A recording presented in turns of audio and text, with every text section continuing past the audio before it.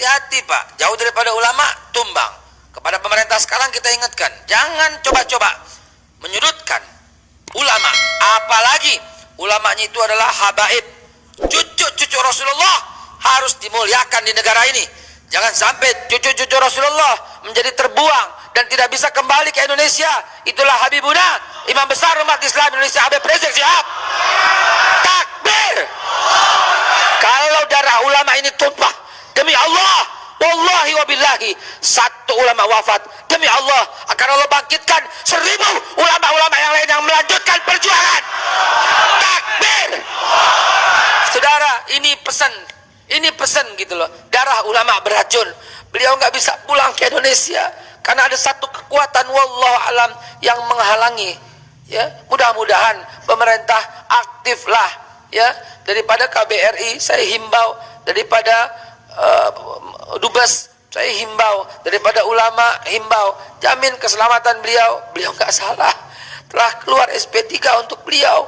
Demi Allah, wallah wabillah watallah, bukan beliau yang melakukan cat itu. Udah ketangkap orangnya dan polisi menyatakan beliau tidak bersalah apa-apa. Ada 17 kasus yang menyeret beliau, baru 2 yang di SP3 kan. Kalau begini terus nggak terdapat Pak ulama, dia berpisah dengan umara begini, ini akan menimbulkan kegaduhan terus. Tanggal 8 Juli beliau mau pulang, nggak bisa. Tanggal 12 Juli beliau mau pulang, nggak bisa. Tanggal 19 Juli dia mau pulang, nggak bisa. Dan visa beliau habis tanggal 20 bulan Juli. Coba, jahat banget. Dan akhirnya sekarang susah. Ya, susah. Kenapa? Karena telah menjadi overstay. Tapi overstay karena dicekal. Harusnya pemerintah turun tangan. Siapa yang nggak izinkan dia pulang seperti itu? Kalau ternyata itu pemerintah Saudi, dan nggak mungkin, dia nggak punya salah. Kalau dia salah, udah masuk penjara hari ini. Tapi nggak, beliau warga kehormatan daripada kenegaraan. Mudah-mudahan dengan himbauan seperti ini, beliau bisa kembali ke tengah-tengah kita. Ya, dan beliau bisa membimbing kita kembali. Beliau cinta mati Pak dengan NKRI Pak. Beliau cinta mati dengan Pancasila. Tidak ada orang di Indonesia yang bisa menjelaskan Pancasila sebaik Habib Rizik Syihab. Ini diakui oleh lawan maupun kawan. Karena disertasi beliau tentang Pancasila dan penerapannya begitu indah. Ya, nah ini yang ada adalah fitnah. Yang ada adalah fitnah. Beliau difitnah anti Pancasila, justru beliau yang punya konsep bagaimana menerapkan Pancasila di kehidupan bernegara ini. Justru beliau Pak, ya, tetangga beliau tuh pendeta Pak, rumah beliau tuh nempel Pak sama gereja. Gereja nggak terusik, pendeta nggak terusik. Ya, yang terusik itu adalah orang-orang yang punya niat jahat terhadap NKRI. Kenapa? Karena salah satu yang dia sumpahkan itu adalah NKRI harga mati. Itu juga jadi dari beliau Pak. Minna ahlal bait. Salman Al-Farisi itu orang biasa, orang ajam, orang Persia. Diangkat jadi minna keluarga Nabi. Karena apa? Karena Salman Al-Farisi sangat mencintai keluarga Nabi Muhammad sallallahu alaihi wasallam. Jadi jangan ikut-ikutan siapapun yang menjelek-jelekan Habib Rizik Syihab. Jangan ikut-ikutan siapapun yang mencela Habib Rizik Syihab. Jangan ikut-ikutan siapapun yang mencemooh Habib Rizik Syihab. Siapapun orangnya mencela, mencaci, mencemooh Habib Rizik Syihab, itu adalah perbuatan yang salah, bukan perbuatan yang benar.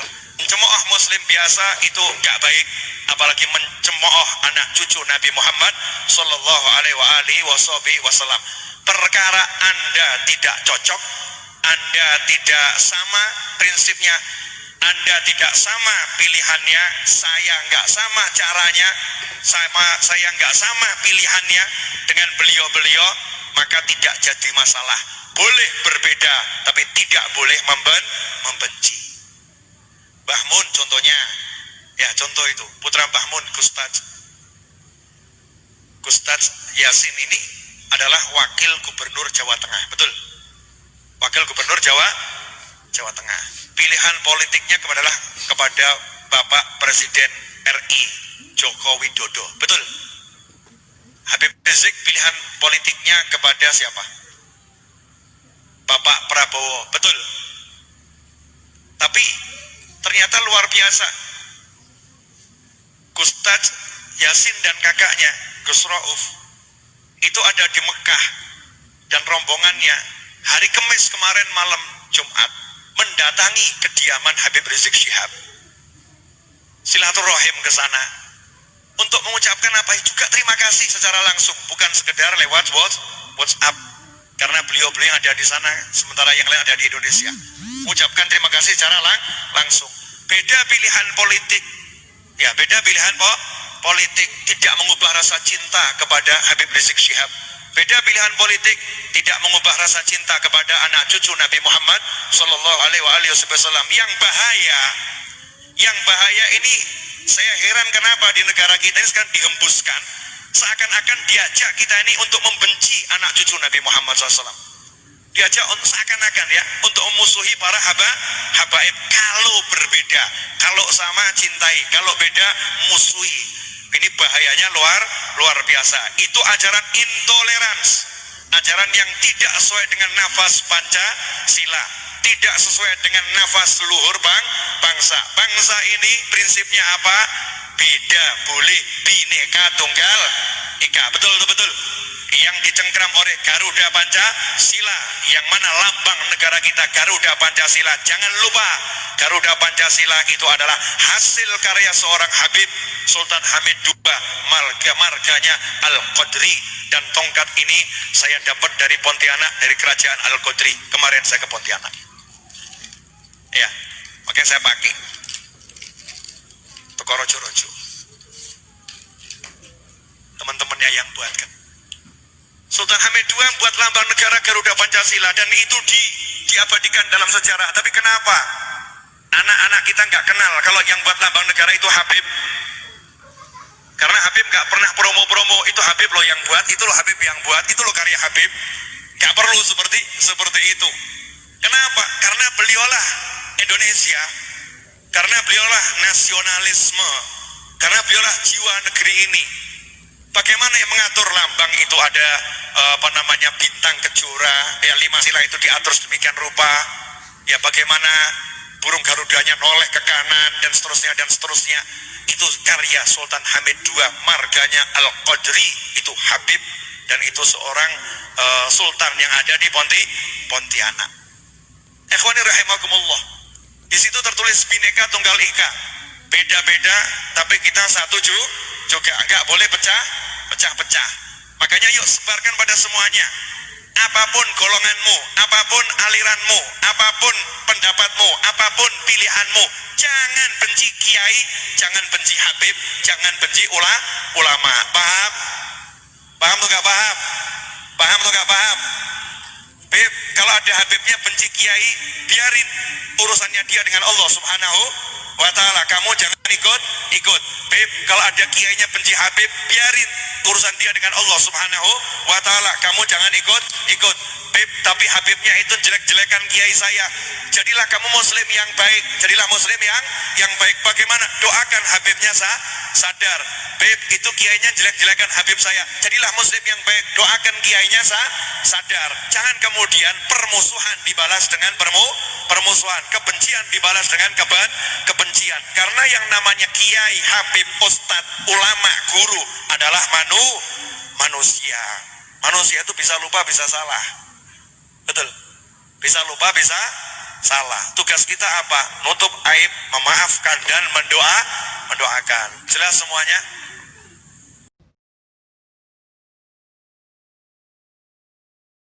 Apakah Habib Rizik difitnah oleh pemerintah sekarang ini? Mengapa dibuat kenapa umat Islam? Mana ada orang bela? Habis-habisan umat Islam bela beliau. Ya, sejadi-jadinya umat Islam membela beliau. Dan pembela beliau terkuat adalah Allah Subhanahu wa ta'ala. Tentang beliau kita serahkan kepada Allah Subhanahu wa ta'ala. Yang penting kita mencintai beliau lahir batin dunia akhirat. Beliau adalah keturunan kandung Rasulullah sallallahu alaihi wasallam yang ke-30 dari Husain bin Ali, dan beliau adalah seorang pejuang sejati. Dunia Islam memperebutkan beliau. Turki menawar selamatkan diri, sinilah kami berikan kepada engkau keluarga negara kami lindungi engkau. Qatar mengatakan sinilah sesungguhnya kami tempat berlindungnya para ulama-ulama yang dizalimi. Malaysia menawarkan engkau adalah guru besar kami, engkau layak kami jadikan sebagai mufti bagi kami. Arab Saudi dengan Raja Salman mengatakan sini saja, jadilah tinggallah di dua negeri suci, Makkah ke Madinah kami akan jaga. Coba lihat negeri-negeri Islam rebutan dengan beliau. Insya Allah, apakah beliau pulang ke Indonesia? Allahu a'lam. Yang jelas kita semua merindukannya, kita semua mencintainya.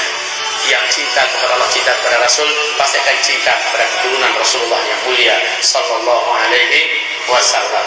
Beliau memang terfitnah saat ini, tapi begitulah nasib atuk moyangnya dulu. Rasulullah juga banyak difitnah. Rasulullah banyak difitnah. Bahkan kakek buyutnya juga Husain bin Ali sampai ke tingkat dibunuh, ya, sampai ke tingkat dibunuh. Allah a'lam. Yang jelas semoga Allah memuliakan, mengangkat derajat beliau dan menjaga beliau serta ulama-ulama kita yang lain. Amin ya rabbal alamin. Ini saya ingin bertanya apa pandangan Ustaz kepada Habibana Rizik Syihab yang sedang hijrah di negeri Arab. Saya ingin minta tolong kepada Ustaz sampaikan ke jamaah bahwasanya beliau hijrah bukan karena sembunyi atau takut, tapi karena beliau ingin menyelamatkan negeri ini sesuai perintah ilahi atau disebut dengan sirri. Jazakumullah khairan katsira. Semoga Allah tetap meridai jalan dakwahnya. Beliau punya pengikut yang militan dan luar biasa. Saya aja yang level-level ya kelas-kelas bulu lah. Jamaah begitu ramai, tak bisa bayangkan seandainya Habib Rizik itu sempat dipenjara, mungkin mengamuk seluruh, tak bisa dibayangkan. Maka ada yang perlu beliau merasa perlu diselamatkan. Jadi dia bukan lari. Kalau ada orang mengatakan dia lari, itu orang tak mengerti, tak paham dia, tak ngaji dia. Orang yang sholatnya benar kata Quran, itu hal pertama terjadi pada dirinya, akan terjadi perubahan perilaku. Quran surah 29 ayat ke-45, innas sholata tanha 'anil fahsya. Saya tutup dulu sesi pertama di sini. Sungguh kata Allah, orang kalau sholatnya benar pasti akan terbebas dari dua sumber keburukan. Jadi kalau ada orang yang karakternya buruk, akhlaknya tidak mulia, tidak memiliki adab, itu artinya mohon maaf, ada satu di antara dua pengaruh ini, tidak ada yang ketiga. Satu, fahsya. Fahsya itu keburukan yang bersumber dari syahwat. Maaf. Kata-kata kotor, jorok, pornografi, porno aksi, LGBT itu fahsya. Jadi kalau ada orang tidak sholat, kata-katanya kotor, memang dia nggak sholat. Tapi kalau antum sholat, kata-katanya kotor, senang mencela, senang berselisih, senang mengejek, itu tandanya ada yang salah dalam sholatnya. Saya tidak, Ustaz. Insya Allah tidak, alhamdulillah. Tidak seperti ibu yang itu tuh yang itu tuh. Oh, sama. Nggak pernah. Jadi kalau ada orang sholatnya benar, nggak akan ada kemaksiatan seperti itu. Mustahil. Fahsya yang buruk. Lihat, berapa kali Anda lihat handphone? Berapa kali ada gambar-gambar yang tidak bagus di handphone? Orang kalau sholatnya benar, fahsya ditinggalkan. Begitu buka handphone, muncul iklan. Nggak bagus ini gambar, palingkan oleh Anda. Bahkan lisan berkata, Quran surah ketiga ayat 133, wasari'u ila maghfirah. Astagfirullah.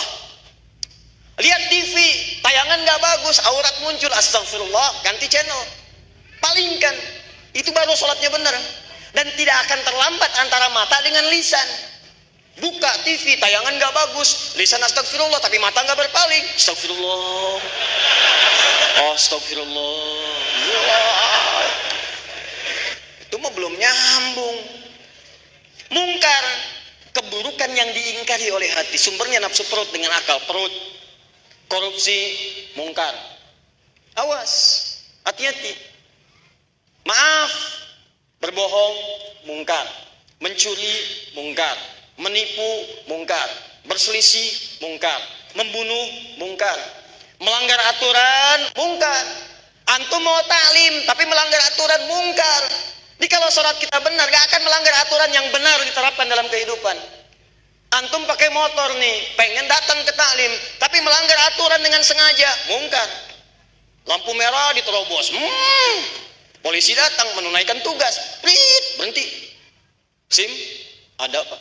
STNK ada. Mau kemana? Taklim. Tahu ada lampu merah? Tahu Pak. Kenapa diterobos? Saya nggak tahu, ada Bapak.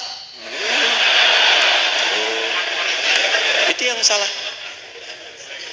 Paham ya? Jadi mustahil. Apalagi seperti sekarang terjadi banyak kekacauan yang tidak kita harapkan. Padahal sholat. Kok bisa tiap hari orang lukai orang lain, dengan kita cerita, tembak orang, Allahu Akbar. Bom orang, Allahu Akbar. Ada yang salah dengan kalimatnya. Saya waktu kejadian di Jalan Tamrin tuh, bom. Saya di Lampung tuh. Jamaah Lampung tanya, Ustaz, apakah bom di Jalan Tamrin termasuk jihad fisabilillah? Saya bilang, Pak, sependek pengetahuan saya, jihad fisabilillah itu jihad di jalan Allah, bukan di Jalan Tamrin. Jadi nggak mungkin. Sudah. Jadi siap-siap kita. Siap, baik. Dan insya Allah kalau masanya sudah tiba, kita sama-sama baik, maka akan terjaga dalam kebaikan. Bahkan akan mengelompok. Quran surah ketiga ayat 104.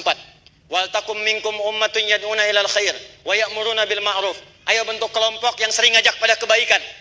Nanti ada kajian A, kajian B. Ada yang ngajak tahajud call, one day one juz, one day one hadis. Ya, di perkantoran sekarang sudah ngajak, ayo beri perilaku benar sebagai pegawai muslim yang baik, tebarkan senyuman, macam-macam ada. Wa yanhauna 'anil munkar. Ada yang spesialisasinya mencegah kemungkaran. FPI bagian mencegah kemungkaran. Ini mungkar, ayo cegah. Ini mungkar, cegah. Jadi kalau ada yang sewot sama FPI berarti dia pelaku kemungkaran yang tidak pengen dicegah. Itu aja. Nggak pakai betul juga betul. Kalau ada orang mencegah kemungkaran, dia tidak suka, artinya orang itu senang dengan kemungkaran. Kalau ada orang ngajak kebaikan, tidak direspon, artinya orang ini tidak senang dengan kebaikan. Sederhana. Tapi pesan yang kita sampaikan, bagaimana mengajak kebaikan dengan cara yang baik, bagaimana mencegah pada kemungkaran dengan meninggalkan cara yang mungkar. Itu yang akan mulia, menghadirkan nilai kebaikan dalam kehidupan.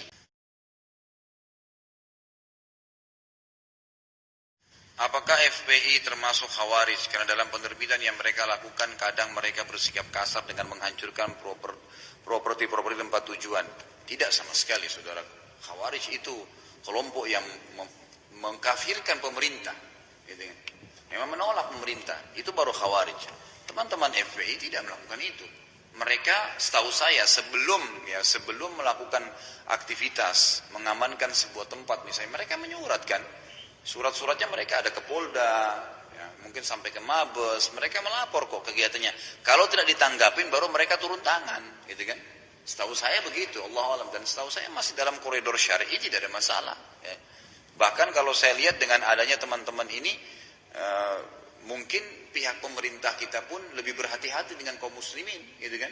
Karena memang ada ketegasan dalam beberapa keputusan yang harus diambil, seperti tempat maksiat yang masih terbuka di bulan Ramadan, itu kan betul-betul satu hal yang memang berbahaya bagi kaum muslimin. Allah alam, jadi sangat jauh dengan khawarij, tidak ada hubungannya sama sekali.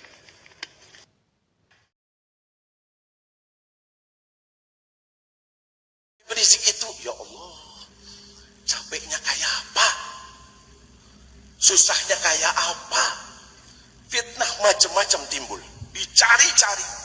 Sampai dia mengatakan, kalau ada semut saya injak, mungkin akan dilaporkan. Ini. Saya belum bisa seperti Habib Rizik dari sekarang. Tapi sujud saya doakan Habib Rizik. Fair saja. Ini bukan terus malah dikritik, bukan terus malah diomong gini. Selamat di akhirat, yang kita bersama pemimpin itu selamat dunia akhirat. Jadi kalau Arifin ditanya sekarang siapa sih pilihan Arifin pilpres nanti, gampang. Arifin menunggu musyawarah ulama. Dan bagaimana nanti suara Habib Rizik Syihab. Suara beliaulah yang Arifin dengar. Catat hari ini, sebarkan ini. Arifin lemah, hati Arifin tidak bersih, beliau bersih. Allahu Akbar. Saya klarifikasi bahwa dalam prosedur perjuangan Front Pembela Islam, posko FPI mana saja di seluruh Indonesia, manakala ingin berjuang menutup suatu tempat maksiat, wajib untuk memulai dari dakwah terlebih dahulu. Jadi nggak boleh ujuk-ujuk amar ma'ruf nahi munkar nggak boleh, saudara. Dakwah dulu. Itulah yang kami sebut prosedur standar. Jadi kami mulai dakwah dulu. Dengan cara bagaimana? Dengan cara saudara memberikan nasihat kepada yang punya tempat maksiat. Kalau udah nggak bisa, kami laporkan kepada yang berwenang. Baik mulai dari RT, RW, lurah, camat, bupati, sampai kepada gubernur. Begitu juga tentara, polisi, kami surati dan semua kami arsipkan. Nah kalau itu semua juga nggak didengar, kami minta ketemu, kami minta dialog. Kami dialog ke DPRD, kami dialog dengan gubernur, kami dialog dengan pemilik maksiat. Karena kita nggak boleh nutup pintu dialog, saudara. Nabi sendiri dulu diajarkan oleh Allah kepada orang kafir pun dialog. Wajadilhum billati hiya ahsan. Nabi disuruh dialog, sama orang kafir aja kita mesti dialog. Apalagi yang bukan kafir, saudara. Wajib untuk dialog. Nah kalau dialog-dialog ini tidak membuahkan hasil, kami mengambil jalan lain, yaitu dengan melakukan demo. Demo itu pilihan berikut. Nggak ada ujuk-ujuk demo, saudara. Demo itu maksudnya unjuk rasa. Mungkin selama ini kami kirim surat, hurufnya kekecilan, pejabat nggak bisa baca. Jadi kami demo pakai spanduk, hurufnya gede biar pada baca. Itu kan filsafatnya, saudara. Mungkin selama ini kami dialog dengan bahasa lembut, nggak kedengeran. Jadi kami datang demo pakai speaker yang gede, biar semua dengar suara itu, saudara. Nah kalau itu sudah tidak mempan juga, nah kami ada tahapan-tahapan lain.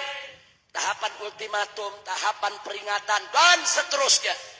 Kalau semua jalan mentok, maka kami kembalikan ke masyarakat yang melaporkannya. Jadi kita FPI nggak ujuk-ujuk, masyarakat yang lapor. Nih di kampung kami ada tempat judi nih, bagaimana? Kami tuntun. Itu prosesnya bisa 6 bulan, bisa 1 tahun, bisa 2 tahun. Kami tunggu dengan sabar. Kalau bisa ditutup tanpa ribut, kenapa sih mesti ribut, saudara? Nah biasanya kalau udah 1 tahun, 2 tahun gagal, kami kembalikan masyarakat. Kami kumpulkan masyarakatnya, Bapak, Ibu, laporan Anda sudah kami terima, sudah kami laksanakan. Ini bukti-bukti kerjaan yang sudah kami lakukan, tapi semua batal, gagal. Sekarang terserah Anda maunya apa. Nah, kadang-kadang masyarakat ambil jalan, ya udah, kalau memang ini semua sudah gagal, pemerintah tidak mau tahu, kami masyarakat yang akan bertindak. Pada posisi itu, FPI akan ikut masyarakat, saudara. Apapun resikonya, walaupun resikonya kami akan dikatakan melanggar hukum, main hakim sendiri, mengambil wewenang polisi, yang jelas kami sudah mengikuti prosedur yang ada. Kenapa kami prosedur? Karena kami menghormati pemerintah. Kita nggak boleh melangkahi pemerintah. Kita nggak boleh melangkahi umaro, saudara. Kita nggak boleh sebelum kita lapor ke umaro, kita main hakim sendiri. Haram. Pemerintah kita angkat untuk melaksanakan tugasnya. Cuma yang jadi persoalan, manakala pejabat dengan penjahat berkolaborasi kerjasama dalam maksiat, masyarakat hanya ada 2 pilihan. 1, duduk jadi penonton saja, atau berdiri melakukan perlawanan. Kami dari FPI milih yang kedua, kami diri, kami lawan. Kami nggak mau untuk menjadi penonton, saudara. Nah, yang begini inilah pada akhirnya begitu bentrok, baru masuk TV, saudara. Nah, jujur aja saya mau tanya, FPI lagi dialog, emang ada di TV? FPI tulis surat, emang masuk di TV? Nggak ada.